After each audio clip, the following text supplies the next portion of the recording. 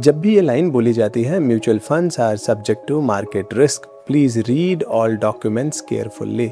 Mutual fund investments are subject to market risks. Read all scheme related documents carefully. इसमें mutual fund का क्या मतलब, होता क्या है ये, इसी चीज को हम इस वीडियो में डिटेल में देखने वाले हैं। सबसे पहली बात, म्यूचुअल फंड का मतलब है कलेक्शन ऑफ सिक्योरिटीज। जैसे आप किसी भी रेस्टोरेंट में जाते हो तो अगर आप थाली ऑर्डर कर रहे हो तो थाली का मतलब ही है कि उसके अंदर दाल चावल रोटी जो भी उसके अंदर पूरा एक खान पकवान होता है वो सब आपको एक ही थाली में मिल जाएगा। आपको अलग से रोटी, अलग से चावल, अलग से दाल ऑर्डर करने की जरूरत नहीं पड़ती। बिल्कुल वैसे ही जब आप इकोनॉमी में यानी कि स्टॉक्स में इन्वेस्ट करना चाहते हो तो उसके दो तरीके हैं। तरीका नंबर 1 कि आप डायरेक्ट जाइए, अपनी रिसर्च करिए एंड कुछ स्टॉक्स को चुनिए। जो आपने अक्सर न्यूज में देखा होगा कि ये स्टॉक है, रिलायंस का स्टॉक है, आईसीआईसीआई का स्टॉक है, एचडीएफसी का स्टॉक है, बहुत सारी कंपनियों के स्टॉक हैं। अब आप उसको सिलेक्ट करिए, उनका एक पोर्टफोलियो बनाइए एंड उस पोर्टफोलियो को धीरे धीरे नर्चर करिए। ये हो गया एक तरीका इन्वेस्ट करने का। दूसरा तरीका इन्वेस्ट करने का क्या हो गया कि ऑलरेडी बना बनाया पोर्टफोलियो है एंड आप उसको सिलेक्ट कर लेते हो, उसमें इन्वेस्ट करते हो, उसी को म्यूचुअल फंड कहते हैं। यानी वहां पे प्रोफेशनल्स जो फंड मैनेजर है वो ऑलरेडी फंड को मैनेज कर ही रहे हैं, तो आपको अलग से स्टॉक को मैनेज करने की जरूरत नहीं है। आप सिंपली म्यूचुअल फंड में इन्वेस्ट करते हैं और आप अपने काम पे फोकस करते हैं। That is called mutual fund. तो जब आप इन्वेस्टमेंट स्टार्ट करते हैं, उस स्टार्ट करने के तरीके को एसआईपी कहते हैं। यानी कि जब आप मंथली जो पैसा इन्वेस्ट कर रहे हो उसी को एसआईपी कहते हैं। अब अगर आपको हर मंथ नहीं इन्वेस्ट करना है, आपको एक बार में इन्वेस्ट करना है या कभी कभी अपने हिसाब से इन्वेस्ट करना है, उसको लमसम कहते हैं। बाय द वे आप दोनों भी कर सकते हो। जैसे आप अपने बैंक अकाउंट में चाहे आपको हर मंथ सैलरी भी आ रही है प्लस आप जब चाहे तब उसमें जाकर के लमसम भी डिपॉजिट कर सकते हो। बिल्कुल वैसे ही म्यूचुअल फंड में भी आप वैसे कर सकते हो। आई होप आपको इससे म्यूचुअल फंड का कॉन्सेप्ट समझ में आ गया होगा कि म्यूचुअल फंड खुद में क्या है। नाउ अब इस म्यूचुअल फंड के भी बहुत सारे टाइप हैं और वो हम देखने वाले हैं इस पर्टिकुलर वीडियो में, ताकि आपको mutual fund as a concept clear हो जाए। तो म्यूचुअल फंड एक तरीका हो गया, बट उस तरीके में कई सारी तरह के एसेट्स हैं जिनमें लोग इन्वेस्टमेंट करते हैं। तो सबसे पहला जो एसेट है यानी कि जहां पे इन्वेस्ट किया जाता है उसमें से सबसे पॉपुलर है इक्विटी। इक्विटी का मतलब वही शेयर्स यानी कि स्टॉक्स। दूसरा टाइप है जिसको कहते हैं डेट। डेट यानी कि लोन वाले प्रोडक्ट। देखो दो ही तरह की मेजर इन्वेस्टमेंट है। इक्विटी यानी कि किसी कंपनी में पार्टनर बनना, जैसे जैसे वो कंपनी बढ़ेगी आपका भी उसमें फायदा होगा। हाँ, अगर वो कंपनी नीचे आएगी तो जाहिर सी बात है आपका भी पैसा नीचे आए क्योंकि आप उसमें पार्टनर हैं। दूसरा तरीका होता है कि मैं पार्टनर नहीं बनना चाहता लेकिन मैं आपको लोन दे रहा हूं। अब चाहे बिजनेस आपका ऊपर जाए चाहे नीचे जाए, आप मुझे इतना पैसा वापस करेंगे। तो डेट में क्या होता है, लगभग फिक्स्ड टाइप का रिटर्न हो जाता है। इक्विटी में क्या होता है, अगर आप पार्टनर बन गए और कंपनी बहुत बड़ी हो गई तो आप उसका उतना गुना आपको बेनिफिट मिलता है। तो आपने जो बड़े बड़े इन्वेस्टर्स का नाम सुना है वो पार्टनरशिप चाहते हैं, यानी इक्विटी ज्यादा उनका ओरिएंटेशन रहता है। अब थर्ड टाइप कौन सा हो गया, ऑफ कोर्स इन दोनों को मिक्स करके तीसरा बन गया हाइब्रिड, यानी कि हाइब्रिड म्यूचुअल फंड्स। थोड़ा इक्विटी थोड़ा डेट मिला दिया तो हाइब्रिड बन गया। एंड देन फिर एक नया अभी लॉन्च हुआ है वो है लाइफ साइकिल फंड, जिसको आगे हम डिटेल में बात करेंगे। एक बार आप ये इक्विटी डेट का कॉम्बिनेशन समझ जाएंगे तो लाइफ साइकिल समझना आसान हो जाएगा। एंड थोड़े से अदर फंड है। तो टोटल अगर आप म्यूचुअल फंड को टाइप कितने हैं पता है, अगर जोड़ोगे तो इक्विटी में 13 टाइप के म्यूचुअल फंड्स हैं, डेट में 17 टाइप के म्यूचुअल फंड है, हाइब्रिड में 7 और life cycle 1 and then other schemes 2। तो टोटल सबको आप जब करोगे तो 39 टाइप के म्यूचुअल फंड है। एंड हर टाइप में अलग अलग एएमसीज ने अपने फंड लॉन्च कर रखे हैं। एंड मान लो टोटल 20-25 फंड हाउस हैं तो उन्होंने ये सारे फंड लॉन्च कर रखे हैं। तो म्यूचुअल फंड का जब टोटल आप कलेक्शंस देखोगे तो वो भी बहुत ज़्यादा है। अब एक एक करके जाएंगे, एक एक सेगमेंट को देखेंगे। जैसे कि पहला ही टाइप लेते हैं इक्विटी। अब इक्विटी का मतलब यानी कि आप कंपनियों में पार्टनरशिप बनना चाहते हो, जो कि हमने शुरू के वीडियो में देखा। अब किस तरह की कंपनियों में आप पार्टनर बनते हो, जो कंपनियां ऑलरेडी इंडिया में टॉप में है उन्हीं में ज्यादातर लोग पार्टनर बनना चाहेंगे। जो खराब कंपनी है, बहुत छोटी कंपनी, जाहिर सी बात है उसमें ज्यादातर लोग पार्टनर नहीं बनना चाहेंगे। तो जो भारत की टॉप 500 कंपनी है ज्यादातर केस में उन्हीं को ट्रैक किया जाता है। इसी को BSE 500 भी आप एक तरीके से कह सकते हो। यानी 500 कंपनियों पे सारा का सारा दारोमदार है भारत की इकोनॉमी को आगे बढ़ाने का। अब क्वेश्चन ये आएगा आपके मन में कि लेकिन 500 कंपनियों पे क्यों लोकेश, लाखों कंपनियां हैं। वो इसलिए कि ये 500 कंपनियां जिनके बारे में आगे मैं बात करने वाला हूं, ये 500 कंपनियां ही लगभग 90% ऑफ इंडिया का प्रॉफिट बनाती हैं। बचे हुए 10% में बची हुई सारी 5-6 लाख कंपनियां हैं। इसीलिए ये 500 कंपनियां बहुत ज्यादा इंपॉर्टेंट है। अब इन 500 कंपनियों में भी कैटेगराइजेशन है। जैसे पहली 100 कंपनी को 1 to 100 जो सबसे बड़ी 100 कंपनीज हैं उनको लार्ज कैप कहते हैं, यानी बड़ी कंपनियां कहते हैं। 101 से लेकर के 250 तक, यानी कि इस रेंज में 150 कंपनीज आती हैं, इनको मिड कैप कंपनियां कहते हैं। एंड 251 से लेकर के 500 तक की जितनी कंपनियां हैं उनको स्मॉल कैप कंपनियां कहते हैं। यानी कितने टाइप हो गए इक्विटी के? Large cap, mid cap and small cap. याद रख लेना ये, क्योंकि बहुत जरूरी है, म्यूचुअल फंड का बेसिक समझने में आपको बहुत ज्यादा हेल्प होगी इससे। तो उन्हीं को ध्यान में रख करके सेबी ने 3 तरह के म्यूचुअल फंड तो ऐसे ही बना दिए।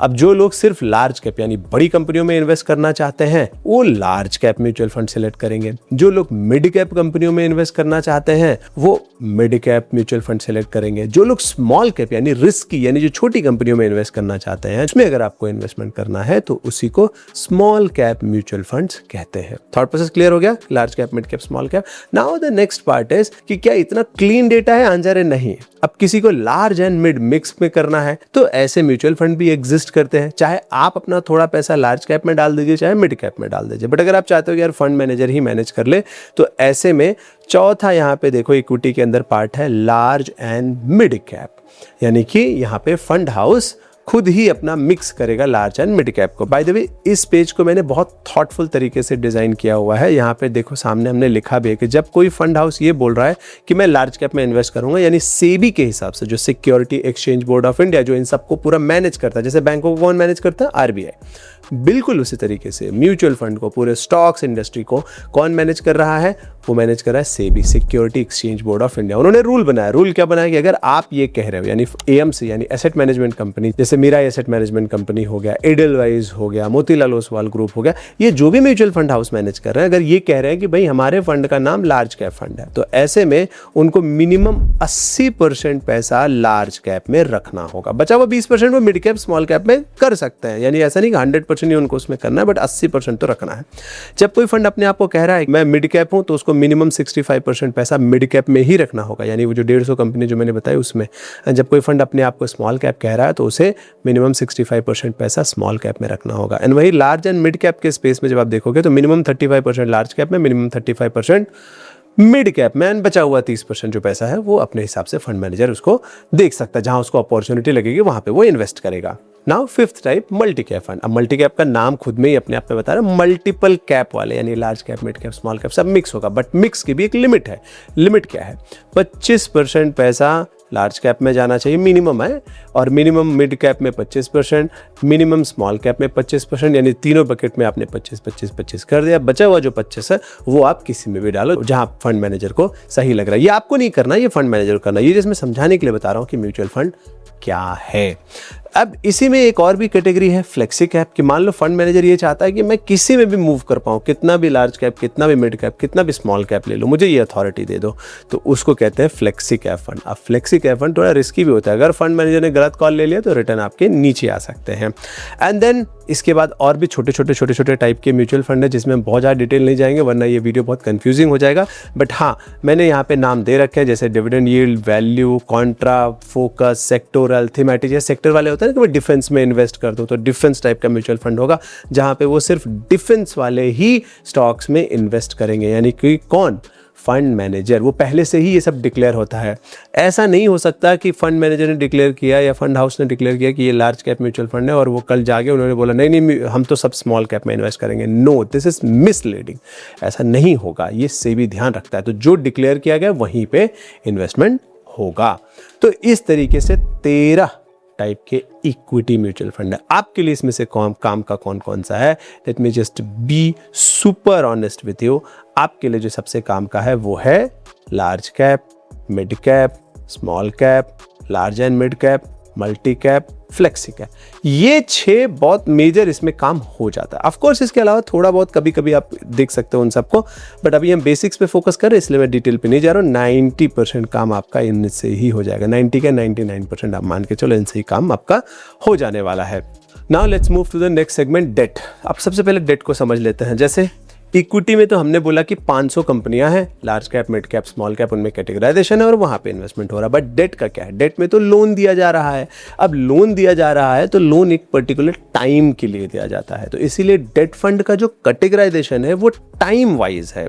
जैसे लोन कभी 1 साल के लिए भी दिया जा सकता है, 5 साल के लिए भी दिया जा सकता है, 10 साल के लिए भी और 10 दिन के लिए भी दिया जा सकता है। करेक्ट। एक एग्जांपल आप पहले समझ लो तो फिर आपको डेट फंड बहुत आसानी हो जाएगी। मान लो आपके पास 1 करोड़ रुपया है, आपने आकर के वो 1 करोड़ रुपया म्यूचुअल फंड हाउस को दे दिया कि ये मेरा डेट फंड में मुझे इन्वेस्ट करना है, मुझे ज़्यादा अप डाउन नहीं चाहिए, मुझे equity large cap, mid cap, small cap में नहीं डालना है, मुझे बस भाई 6-7%, 8% का मुझे रिटर्न बन जाए। अब मान लो वो फंड हाउस ने आपसे 1 करोड़ रुपया ले लिया और किसी को 10 साल के लिए लोन दे दिया। अब आप परसों जागे और आप आए कि नहीं वो मुझे 1 करोड़ रुपया चाहिए, मुझे तो घर खरीदना है। अब आपको वो पैसा कैसे मिलेगा? बहुत मुश्किल होगा फंड हाउस के लिए वो 1 करोड़ रुपया निकालना, क्योंकि उसने तो 10 साल के लिए लोन दे दिया है। एंड हो सकता है जिसको लोन दिया उसने जाकर के खर्च भी कर दिया हो पैसा, तो आपको वो पैसा मिलने में मुश्किल हो जाएगा। तो इसीलिए आप ये मिसमैच ना हो कि भाई मैं पैसा तो कभी भी निकाल सकता हूं, मैं 7 दिन में, 10 दिन में, 15 दिन में निकाल सकता हूं, तो मैं ऐसे इंस्ट्रूमेंट में पैसा ना डाल दूं जो 10 साल के लिए मेरा पैसा लॉक इन करवा दे। करेक्ट। ये मिसमैच नहीं होना चाहिए, इसीलिए डेट फंड को टाइम वाइज डिवाइड किया गया है, यानी कि किस मिनिमम ड्यूरेशन के लिए आप पैसा डालना चाहते हो। अब एग्जांपल देखते हैं यहाँ पे तो आपको समझ में आ जाएगा। जैसे जो डेट फंड है, ओवरनाइट फंड। ओवरनाइट फंड का मतलब है कि यहाँ पे जो पैसा डाला जाएगा, ये म्यूचुअल फंड यानी कि ये डेट फंड उन्हीं इंस्ट्रूमेंट्स में पैसा लगाएगा जो इनकी मैच्योरिटी 1 दिन में हो जाए। दूसरा लिक्विड फंड। लिक्विड फंड जो होता है वो समझ लो कि मिनिमम 91 डेज की मैच्योरिटी वाले इंस्ट्रूमेंट्स में डाला जाता है, यानी आप 90 दिन से कम के लिए पैसा रखना चाहते हो तो आप आराम से लिक्विड फंड में पैसा डाल सकते हो।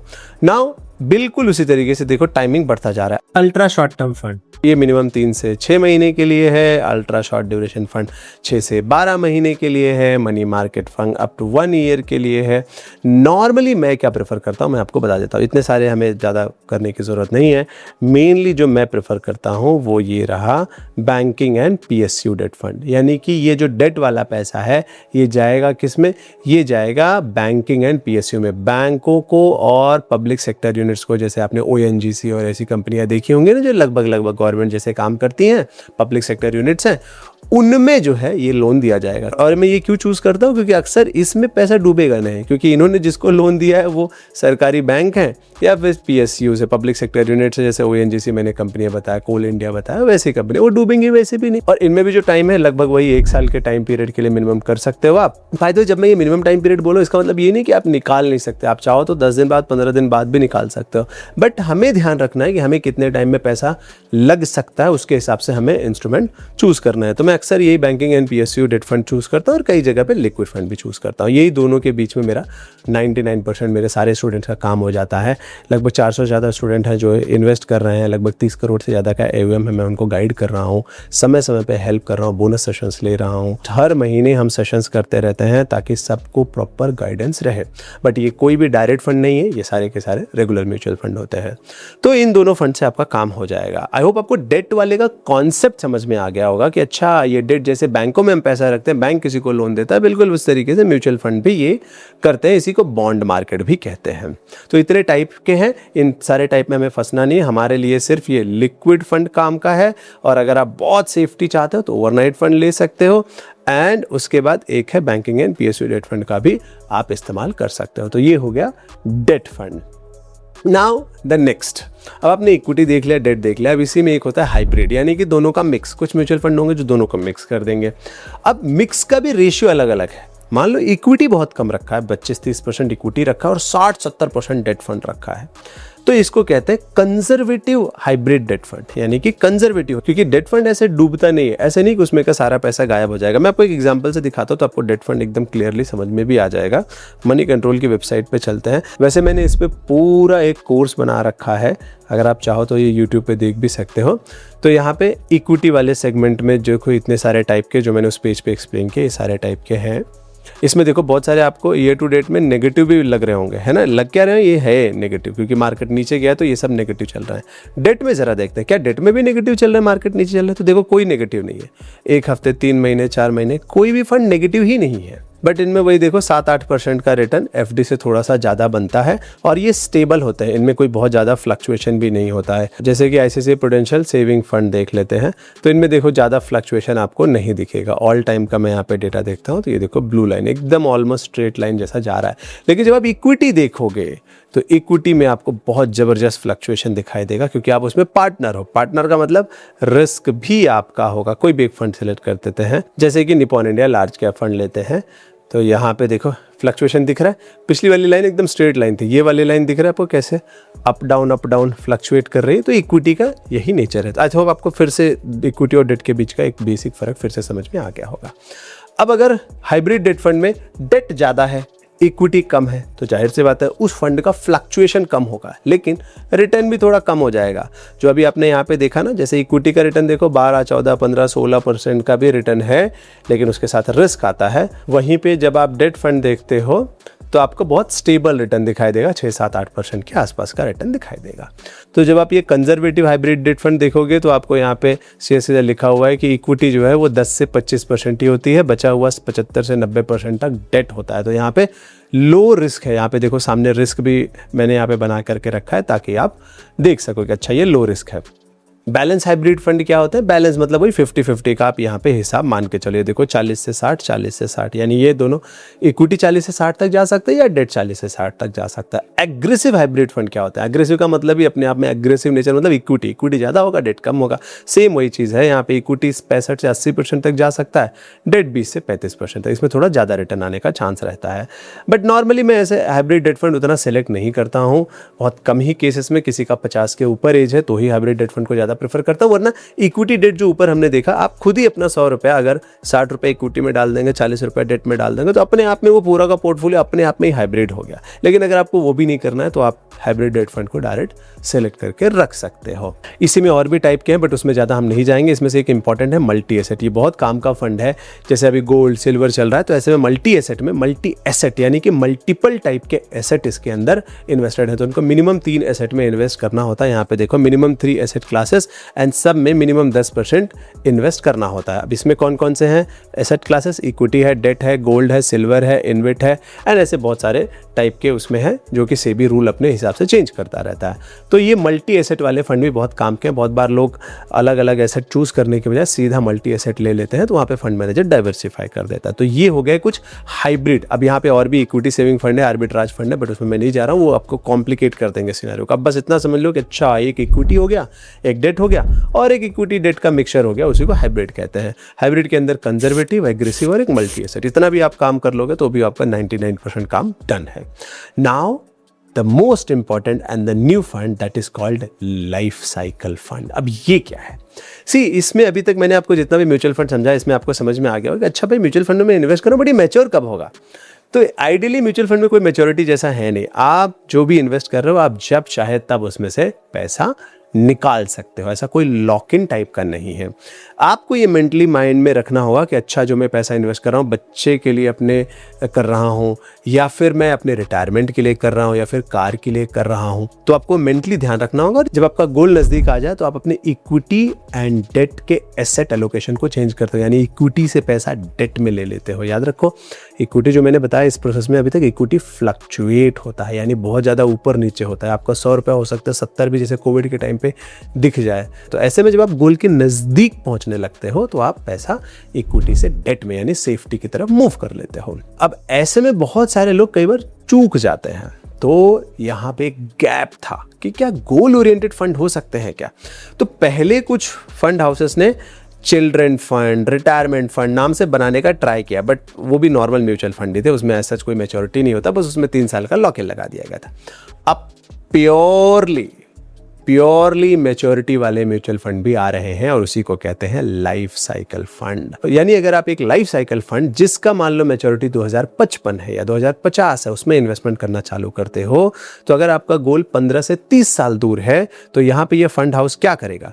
90% तक पैसा इक्विटी में डाल सकता है, 5 से 25% तक डेट में रख सकता है। ठीक, जैसे जैसे आपका गोल नज़दीक आते जाएगा, जो अभी थोड़ी देर पहले मैंने बताया कि एसेट एलोकेशन करना होता है, यहाँ पे देखो जैसे 1 साल के अंदर आपका जब गोल रह जाएगा तो ये 5 से 20% तक ही पैसा इक्विटी में रखेंगे, 80% तक पैसा लगभग डेट या गोल्ड में डाल देंगे, यानी कि मेटल्स में डाल देंगे, यानी कि एसेट को मैनेज कर देंगे, ताकि जब आप 2050 में निकालने जाओ तो आपके डेट में ज़्यादा पैसा हो। तो ये लाइफ साइकिल फंड बहुत काम किया। अभी तक कोई फंड ने इसको लॉन्च नहीं किया, बट ये धीरे धीरे लॉन्च होंगे।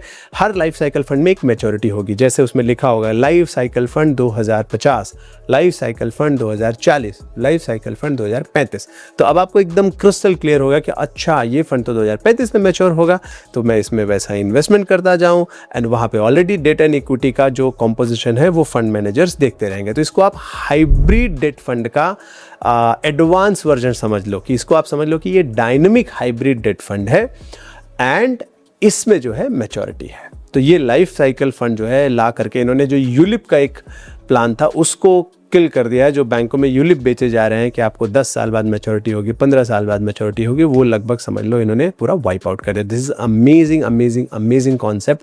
By the way life cycle fund जो है ना वो लगभग एनपीएस जैसा ही, एनपीएस भी लगभग ऐसा ही काम करता है। तो ये था चौथे टाइप का fund. Now the fifth other schemes, जैसे कि इंडेक्स फंड। आपने बहुत सुना होगा कि आप इंडेक्स फंड में इन्वेस्ट कर सकते हैं। इंडेक्स फंड मतलब फंड मैनेजर उन 500 कंपनियों में से सिलेक्ट करने की बजाय, या फिर लार्ज कैप फंड का एग्जांपल लेते हैं तो उन 100 कंपनियों में से सिलेक्ट करने की बजाय डायरेक्ट उन 100 कंपनियों में ही डाल दे कि भाई जिस रेशियो में ये कंपनियां हैं उसमें ही डायरेक्ट पूरा का पूरा डाल दो, कोई सिलेक्शन विलेक्शन करना नहीं। उसी को इंडेक्स फंड कहते हैं। जैसे निफ्टी 50 इंडेक्स फंड है, निफ्टी 100 इंडेक्स फंड है, Nifty 250 small cap index fund है। ऐसे अलग अलग टाइप के इंडेक्स फंड बनाएगा। वहाँ फंड मैनेजर ज़्यादा सिलेक्शन नहीं करते, वो कहते हैं कि यार ये 500 कंपनियां ऑलरेडी सिलेक्टेड हैं, ऑलरेडी इंडिया को रिप्रेजेंट कर रही है, इन्हीं में डायरेक्ट सब में डाल दो ना, क्या उसमें सिलेक्शन विलेक्शन करना। इसलिए समझ लो कि बस कुछ इंडेक्स फंड होते हैं जो जिसको पैसिव फंड भी कहते हैं, उसमें इन्वेस्ट किया जाता है।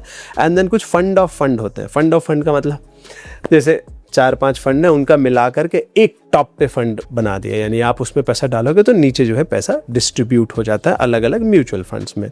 उसी को कहते हैं फंड ऑफ फंड। जैसे आपने रेस्टोरेंट वगैरह में देखा होगा कॉम्बो ऑफर, उस तरीके का है। तो इसमें इतना ज़्यादा हमें जाना नहीं, बहुत कम लोग ही फंड ऑफ फंड यूज़ करते हैं। कुछ केसेस में जैसे इंटरनेशनल डाइवर्सिफिकेशन वगैरह करना हो तो जैसे ये लोग क्या करते हैं, फिर कुछ पैसा यूरोप में डाल देंगे, कुछ पैसा चाइना में डाल देंगे, कुछ पैसा जापान में, कुछ पैसा यूएस में। तो जब मैं कह रहा हूँ वो डाल देंगे मतलब वहाँ के म्यूचुअल फंड जैसे ले लेंगे, तो ये एक म्यूचुअल फंड में आपने डाला और नीचे सब डाइवर्सिफाई हो गया, तो एक तरीके से वो फंड ऑफ फंड हो गया। ठीक है, ये मैंने एग्जांपल देने के लिए जस्ट बताया है ये वाली चीज़। ऐसे इंडिया में बहुत सारे फंड ऑफ फंड अवेलेबल हैं। तो ये काम के हैं। लार्ज कैप में अगर आप ले रहे हो तो इंडेक्स फंड का आप सिलेक्शन कर सकते हो। आपके लिए कौन सा काम का? आपके लिए मुझे लगता है कि लार्ज कैप अगर आप इक्विटी में करना चाहते हो लार्ज कैप से शुरू कर सकते हो, या फ्लेक्सी कैप से शुरू कर सकते हो, या फिर मल्टी कैप भी वेरी गुड इनफ है, मल्टी कैप से भी चालू कर सकते हो। तो large cap, mid cap, small cap भूल जाओ, सीधा वहाँ से चालू कर सकते हो। नेक्स्ट है डेट फंड में आप लिक्विड फंड या फिर PSU डेट फंड से चालू कर सकते हो, जो कि मैंने यहाँ पे बताया हुआ है। अगर आपकी एज 40-50 के ऊपर है, आप हाइब्रिड डेट फंड से चालू करना चाहते हो तो आप बैलेंस एडवांटेज फंड से चालू कर सकते हो, या फिर आप डायनेमिक एसेट एलोकेशन से चालू कर सकते हो। ठीक है, एंड देन ऑफ कोर्स अगर आप लाइफ साइकिल फंड जैसे ये लॉन्च होगा, अगर आपकी स्पेसिफिक मैच्योरिटी है तो आप इसको सिलेक्ट कर सकते हो। एंड देन यहाँ पे अदर स्कीम्स भी अवेलेबल है। बाय द वे आपके लिए गुड न्यूज़ है, मैंने इसी पेज पे जैसे आप नीचे स्क्रॉल करोगे तो यहाँ पे मैंने पूरा का पूरा डिटेल भी बना रखा है। मैंने बताया ना ये पेज मैंने बहुत थॉट के साथ बिल्ड किया हुआ है। Your money and your goal, जैसे इमरजेंसी टाइप का आपको फंड चाहिए तो liquid fund and overnight fund good enough है। अगर आपको शॉर्ट टर्म गोल के लिए 3 से 6 महीने में, 8 महीने में पैसा आप इकट्ठा कर रहे हो, कहीं घूमने जाना है, तो आप अल्ट्रा शॉर्ट ड्यूरेशन या शॉर्ट टर्म फंड में भी डाल सकते हो। बाय द वे आप लिक्विड फंड में भी रख सकते हो, ऐसा नहीं जरूरी इसमें आप रखो। हाँ, अगर आप मीडियम टर्म गोल यानी 1 से 3 साल के लिए पैसा देख रहे हो तो आप कंजर्वेटिव हाइब्रिड फंड, जो भी हमने बात किया था, हाइब्रिड टाइप के फंड में पैसा रख सकते हो। फर्स्ट टाइम आप इन्वेस्टर हो तो आप लार्ज कैप को सिलेक्ट कर सकते हो या फ्लेक्सी कैप को सिलेक्ट कर सकते हो, जो हमने थोड़ी देर पहले बात की, फिर मल्टी कैप भी गुड इनफ है। टैक्स सेविंग के नज़रिए से सोच रहे हो, जो ओल्ड टैक्स रिजीम में था ये पहले स्कीम, अभी न्यू वाले में तो ये टैक्स का काम नहीं करेगा। लॉन्ग टर्म वेल्थ क्रिएशन के 5 से 10 साल के लिए अगर आप सोच रहे हो तो multi cap, flexi cap, mid cap ये सारे फंड हैं। रिटायरमेंट प्लानिंग टाइप का कुछ देख रहे हो तो लाइफ साइकिल फंड, जो कि अभी तक लॉन्च नहीं हुए हैं, आगे जैसे लॉन्च होंगे। एग्रेसिव, एंड यहाँ पे मैंने पूरा बेसिकली एक टेबल बना रखा है कि किस तरह का फंड, किस टाइप का फंड किस गोल के लिए काम आता है। इससे आपको एक प्रॉपर आइडिया आ जाएगा।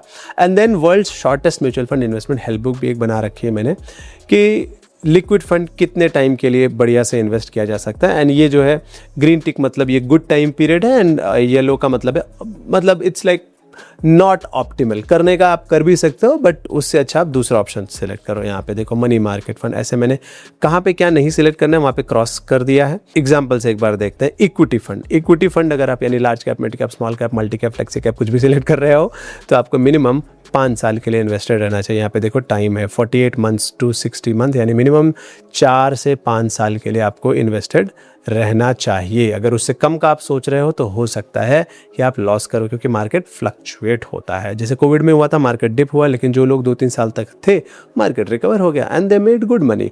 तो ये पूरा का पूरा मैंने डिटेल में ये पेज बिल्ड किया। इस पेज का लिंक भी हम नीचे दे देंगे, lokeshtiwari.com/mf-basics। ये आप इस पे जाएंगे तो मिल जाएगा। बाय द वे आप मेरी वेबसाइट पे जाएंगे नीचे तो म्यूचुअल फंड बेसिक्स पे भी ये पेज बड़ी आसानी से मिल जाता है। अगर आप में से कोई मेरे साथ डिस्कशन करना चाहता है तो आप यहाँ से 1-on-1 कॉल भी बुक कर सकते हैं। बट ये पेड कॉल है, फ्री नहीं है, फ्री नहीं है। Let me be very very very clear. तो ये पेज बहुत थॉटफुल तरीके से बिल्ड किया है। आई होप इस वीडियो को देखने के बाद आपको एक म्यूचुअल फंड को लेकर के क्लैरिटी आ गई होगी कि what is basic of mutual fund. Of course इसमें expense ratio, exit, load and कैसे बेस्ट म्यूचुअल फंड सेलेक्ट करना है, लार्ज कैप में कौन सा म्यूचुअल फंड सेलेक्ट करना है, वो सब मैंने डिस्कस नहीं किया है। That will be the part 2 of the video. अगर आप इसका पार्ट 2 चाहते हैं कि सर मुझे बताएं लार्ज कैप में कैसे मैं बढ़िया सेलेक्ट करूं, मिड कैप में कैसे कौन से अच्छे फंड सेलेक्ट करूं, तो मैं आपको वो नेक्स्ट वीडियो में डेफिनेटली वीडियो क्रिएट करने वाला हूं। But this was the basics of mutual fund part 1। By the way best mutual fund selection के लिए अक्सर मैं ये मनी कंट्रोल वेबसाइट का बहुत यूज़ करता हूँ। ये बहुत काम की वेबसाइट है। ये आप एक बार एक्सप्लोर कर सकते हो। लेकिन अगर आप पार्ट 2 चाहते हो तो जस्ट टाइप पार्ट 2